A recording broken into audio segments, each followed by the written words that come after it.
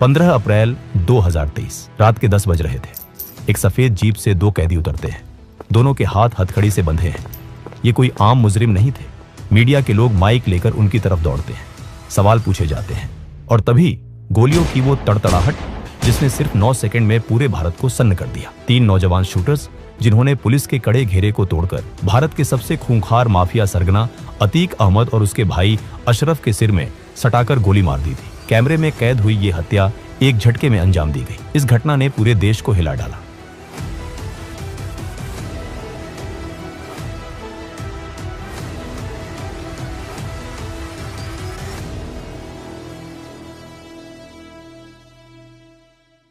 साल 1979। उत्तर प्रदेश का पुराना इलाहाबाद शहर, जिसे आज हम प्रयागराज कहते हैं, और उसका एक बदनाम इलाका चकिया मोहल्ला। इसी मोहल्ले में फिरोज नाम का एक तांगे वाला रहता था। उसके बड़े बेटे का नाम था अतीक अहमद। घर में तंगी थी, गरीबी थी, लेकिन अतीक के अंदर बचपन से ही एक अलग तरह की जिद थी। उसे पढ़ाई लिखाई में कोई खास दिलचस्पी नहीं थी। 1979 आते आते 17 साल का अतीक 10वीं के एग्जाम में फेल हो गया, पर उसे इस बात का कोई दुख नहीं था। उसकी नजरें तो कहीं और थीं। उसे ताकत चाहिए थी, पैसा चाहिए था, और वो भी शॉर्टकट से। अतीक ने सबसे पहले मालगाड़ियों से कोयला चुराने का धंधा शुरू किया। वो अपने कुछ दोस्तों के साथ रात के अंधेरे में कोयला चुराता और उसे ब्लैक में बेच देता। इसी चोरी चकारी के बीच अतीक के हाथों पहली बार खून हुआ। उसके खिलाफ एक हत्या का मुकदमा दर्ज हुआ। उस दौर में इलाहाबाद में जुर्म करना कोई छोटी बात नहीं थी, लेकिन अतीक को समझ आ गया था कि लोगों के अंदर डर पैदा करके ही वो पैसा और पावर कमा सकता है। धीरे धीरे उसने रेलवे के ठेकेदारों से हफ्ता वसूलना शुरू कर दिया। उसका तरीका एकदम सीधा, या तो पैसा दो या जान से हाथ धो बैठो। 80 का दशक आते आते पुराना इलाहाबाद एक और खूंखार नाम से कांपने लगा था। शौके इलाही उर्फ चांद बाबा। पुलिस चांद बाबा के इलाके में घुसने से पहले 10 बार सोचती थी। अगर उसका कोई गुर्गा पकड़ा जाता तो चांद बाबा पुलिस स्टेशन पर सरेआम बमबारी करके उसे छुड़ा लाता था। अतीक शुरुआत में चांद बाबा को अपना उस्ताद मानता था। उसे देखकर ही उसने जुर्म के तरीके सीखे थे। 1985 आते आते अतीक चांद बाबा का सबसे वफादार और खतरनाक शूटर बन चुका था। अपहरण, रंगदारी, कत्ल, अतीक हर काम में माहिर था। इसी बीच उत्तर प्रदेश में 1985 में वीर बहादुर सिंह की सरकार बनी।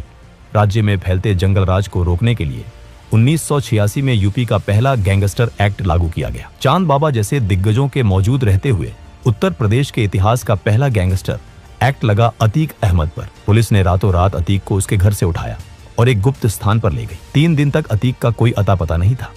शहर में यह खबर फैल गई कि अतीक का एनकाउंटर हो गया है।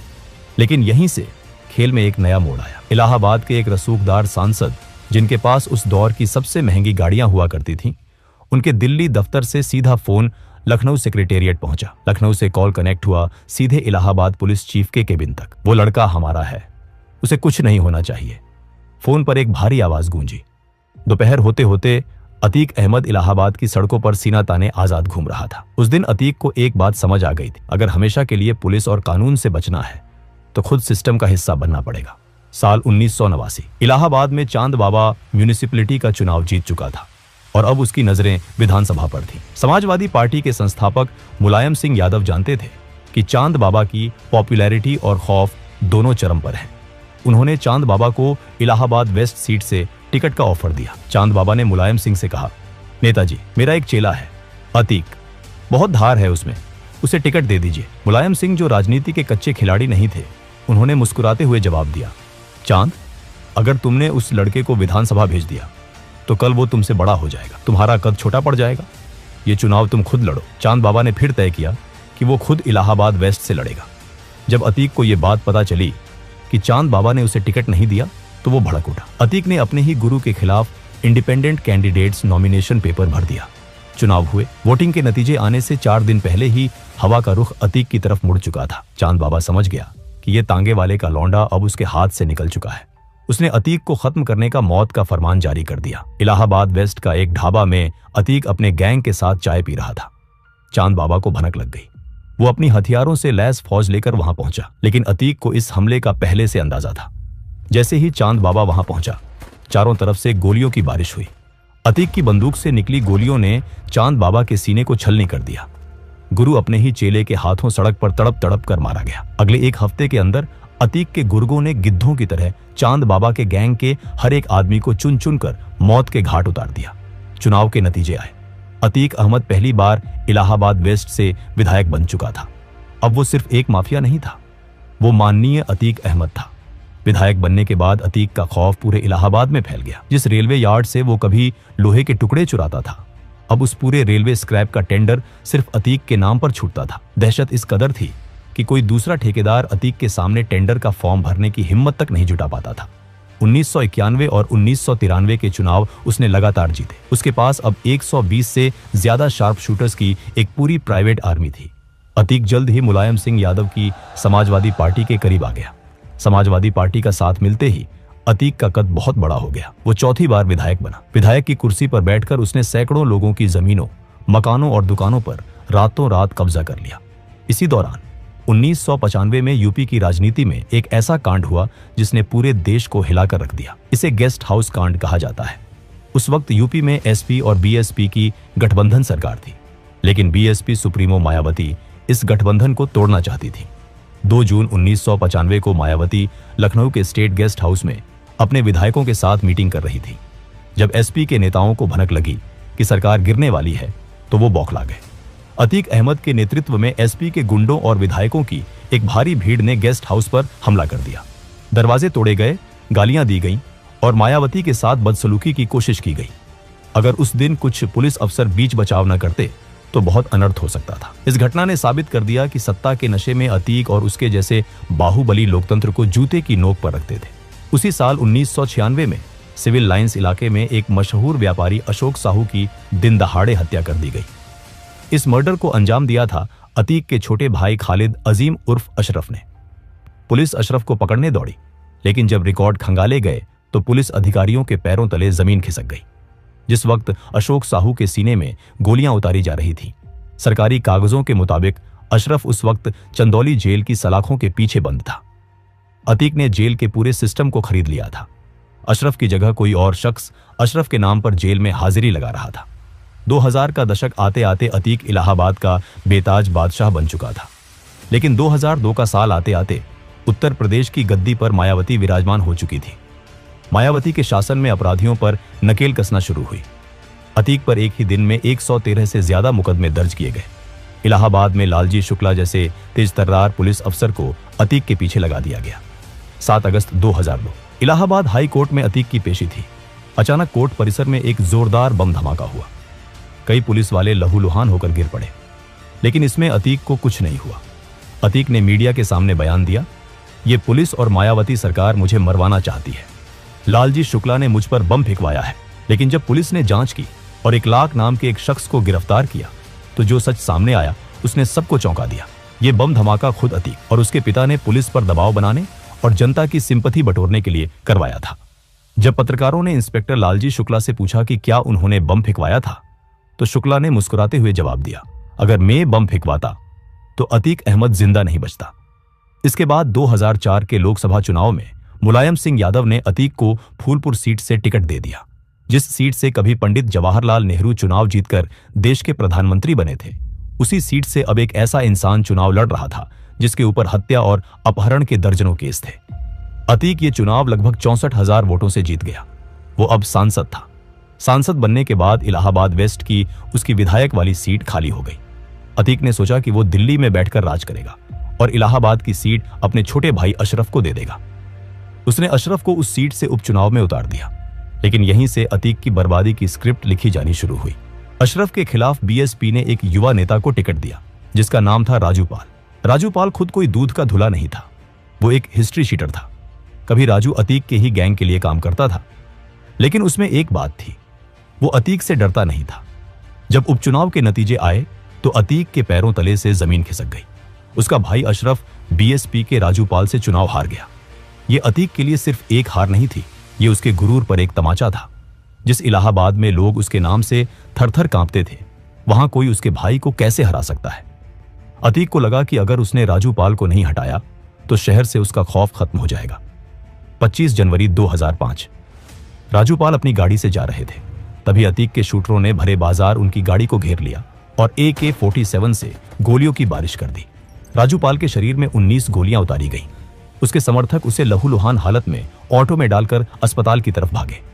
5 किलोमीटर के उस रास्ते में 4 पुलिस स्टेशन पड़ते थे। लेकिन अतीक के शूटर उस चलती हुई गाड़ी पर लगातार फायरिंग करते रहे। किसी खाकी वर्दी की हिम्मत नहीं हुई कि वो बीच में आकर इसे रोके। इस पूरे रोंगटे खड़े कर देने वाले हत्याकांड का एक चश्मदीद गवाह था राजू पाल का चचेरा भाई उमेश पाल। राजू पाल की मौत के बाद उस सीट पर दोबारा उपचुनाव हुए। मायावती ने राजू पाल की 9 दिन की विधवा पूजा पाल को अतीक के खिलाफ मैदान में उतारा। पूजा पाल अपने हाथों की मेहंदी दिखाकर स्टेज पर रोती थी, लेकिन जिस अशरफ को 2 महीने पहले जनता ने नकार दिया था, उसी अशरफ को जनता ने डर के मारे भारी मतों से जिता दिया। लेकिन फिर 2007 में यूपी के चुनाव हुए और मायावती पूर्ण बहुमत के साथ मुख्यमंत्री बनी। मायावती भूली नहीं थी कि 1995 के गेस्ट हाउस कांड में अतीक ने क्या किया था। सत्ता में आते ही उन्होंने सबसे पहले अतीक अहमद पर नकेल कसनी शुरू की। अतीक के गैंग का पूरा रिकॉर्ड तैयार किया गया। करोड़ों की संपत्ति जब्त कर ली गई। अतीक के सिर पर इनाम घोषित हो गया। सरकार बदलते ही समाजवादी पार्टी ने भी अतीक से पल्ला झाड़ लिया। जो अतीक कभी पुलिस को अपनी जेब में रखता था, वो अब एक चूहे की तरह अपनी जान बचाने के लिए दर-दर भाग रहा था। दिल्ली पुलिस ने उसे पीतमपुरा के एक फ्लैट से गिरफ्तार कर लिया। अतीक जेल की सलाखों के पीछे था, लेकिन 2008 में जब भारत अमेरिका न्यूक्लियर डील पर संसद में वोटिंग होनी थी, तो सरकार बचाने के लिए एक सांसद की जरूरत थी। मुलायम सिंह यादव ने अतीक को जेल से बाहर निकलवाया ताकि वो संसद में वोट कर सके। अतीक अहमद को पुलिस कस्टडी में संसद लाया गया ताकि वो वोट डाल सके, लेकिन अतीक ने यहां गद्दारी की। उसने पार्टी के खिलाफ जाकर वोट किया, जिसके बाद मुलायम सिंह ने उसे हमेशा के लिए पार्टी से निकाल फेंका। राजनीति से मिलने वाला सहारा खत्म हो गया। साल 2017 उत्तर प्रदेश की सियासत में एक बहुत बड़ा बदलाव आया। बीजेपी की सरकार बनी और योगी आदित्यनाथ मुख्यमंत्री बने। नई सरकार का रवैया एकदम साफ था, माफियाओं के खिलाफ जीरो टॉलरेंस। मुख्यमंत्री योगी आदित्यनाथ ने विधानसभा के पटल पर खड़े होकर वो ऐतिहासिक दहाड़ लगाई थी, जिसकी गूंज से उत्तर प्रदेश का हर माफिया कांप उठा था। अतीक अहमद के खिलाफ पीड़ित परिवारों ने मुकदमा दर्ज कराया उसके परिवार के खिलाफ। वह समाजवादी पार्टी के द्वारा पोषित माफिया है और उसकी कमर को तोड़ने का काम हमारी सरकार ने किया है। इस माफिया को मिट्टी में मिला देंगे। और इसके बाद शुरू हुआ ऑपरेशन क्लीन। अतीक की 70 करोड़ से ज्यादा की अवैध संपत्तियों पर सरकार के बुलडोजर गरजने लगे। उसके गैंग के गुर्गों को चुन चुन कर सलाखों के पीछे धकेला जाने लगा। लेकिन अतीक का अहंकार कम नहीं हुआ। 2018 आते आते अतीक देवरिया जेल में बंद था, लेकिन जेल उसके लिए कैदखाना नहीं, बल्कि उसका नया हेडक्वार्टर था। लखनऊ के एक बड़े व्यापारी मोहित जायसवाल को अतीक के गुंडों ने सरेआम अगवा किया और सीधे देवरिया जेल के अंदर लेकर आए। जेल के अंदर अतीक और उसके गुंडों ने मोहित जायसवाल को बेरहमी से पीटा और हथियारों के जोर पर उसकी करोड़ों की प्रॉपर्टी अपने नाम लिखवा ली। जेल के अधिकारी तक उसकी जेब में थे। जेल के अंदर हुई इस गुंडई का सच जब बाहर आया तो पूरे देश में हाहाकार मच गया। सुप्रीम कोर्ट ने खुद इस मामले में दखल दिया और आदेश दिया कि उसे उत्तर प्रदेश की किसी भी जेल में रखना सुरक्षित नहीं है। 23 अप्रैल 2019 को कड़े पहरे के बीच अतीक अहमद को गुजरात की साबरमती जेल में शिफ्ट कर दिया गया। लेकिन अतीक का अहंकार अभी भी जिंदा था। उसे लगा कि साबरमती जेल में बैठकर भी वो उत्तर प्रदेश को अपनी उंगलियों पर नचा सकता है। फरवरी 2023 राजूपाल हत्याकांड का मुख्य गवाह उमेश पाल, जो पिछले 18 सालों से अतीक के खिलाफ डटकर खड़ा था, अतीक की आंखों में चुभ रहा था। उसने साबरमती जेल से एक साजिश रची। 24 फरवरी 2023 की दोपहर प्रयागराज। जैसे ही उमेश पाल अपनी गाड़ी से उतरा, अतीक का बेटा असद और उसका शूटर गुलाम हथियारों के साथ उस पर टूट पड़े। दिन दहाड़े बम और गोलियों की बौछार कर दी गई। उमेश पाल और उसकी सुरक्षा में लगे 2 पुलिसकर्मियों को मौत के घाट उतार दिया गया। इस पूरे हमले का वीडियो सीसीटीवी में कैद हो गया, जिसने पूरे देश को झकझोर दिया। अतीक ने सोचा था कि वो 2005 की तरह फिर से खौफ पैदा कर देगा और कोई गवाह नहीं बचेगा, लेकिन वो भूल गया था कि अब 2005 नहीं, 2023 चल रहा है और यूपी में सरकार बदल चुकी है। इस घटना के बाद पुलिस और एसटीएफ ने वो तांडव किया जिसकी उम्मीद अतीक ने सपने में भी नहीं की होगी। अतीक के पूरे गैंग को चुन चुन कर निशाना बनाया जाने लगा। कुछ ही हफ्तों में एसटीएफ ने एक एनकाउंटर में अतीक के बेटे असद को मार गिराया। जब साबरमती जेल में अतीक को पता चला कि उसका बेटा मारा गया है, तो वो फूट फूट कर रोया। जो माफिया कभी अदालतों में मूंछों पर ताव देता था, वो साबरमती से प्रयागराज लाए जाते वक्त पुलिस वैन में फूट फूट कर रो रहा था। 28 मार्च 2023 को कोर्ट ने एक पुराने अपहरण मामले में अतीक को उम्र कैद की सजा सुनाई। अपनी पूरी जिंदगी में अतीक पहली बार किसी मामले में कानूनी रूप से सजा पा रहा था। 15 अप्रैल 2023 की वो रात प्रयागराज का कॉल्विन अस्पताल। अतीक अहमद और उसके भाई अशरफ को मेडिकल चेकअप के लिए लाया गया था। दोनों के हाथों में हथकड़ी थी। मीडिया का जमावड़ा लगा था। लाइव कवरेज चल रही थी। पत्रकार अतीक से उसके बेटे के जनाजे में न जा पाने को लेकर सवाल कर रहे थे। अतीक जी, आप अपने बेटे असद के जनाजे में नहीं जा पाए, कुछ कहेंगे? अतीक ने निराशा भरी आवाज में जवाब दिया, नहीं ले गए तो नहीं गए। ये अतीक के मुंह से निकले आखिरी शब्द थे। उसी पत्रकारों की भीड़ में प्रेस का फर्जी आईडी कार्ड गले में डाले, हाथ में माइक लिए 3 नौजवान लड़के आगे बढ़े और लगातार अतीक और अशरफ के ऊपर फायरिंग की। 40 साल से उत्तर प्रदेश को डराने वाला वो बाहुबली धड़ाम से जमीन पर गिर पड़ा। अगले 10 सेकंड के अंदर उन 3 लड़कों ने 18 राउंड फायरिंग की। 9 गोलियां अतीक को लगी और 4 अशरफ को। लाइव टीवी पर पुलिस की मौजूदगी में देश के सबसे खूंखार बाहुबलियों में से एक का अंत हो चुका था। गोली चलाने वाले उन तीनों हथियारों ने भागने की कोशिश नहीं की। उन्होंने तुरंत हथियार डाल दिए और पुलिस के सामने सरेंडर कर दिया। जब उनसे पूछताछ हुई तो उनका कहना था कि वो अतीक के गैंग का सफाया करके क्राइम की दुनिया में अपना नाम बनाना चाहते थे। आज वो तीनों जेल की सलाखों के पीछे हैं और मामले की जांच चल रही है। लेकिन क्या यह सच था? क्या ये तीनों सिर्फ मोहरे थे?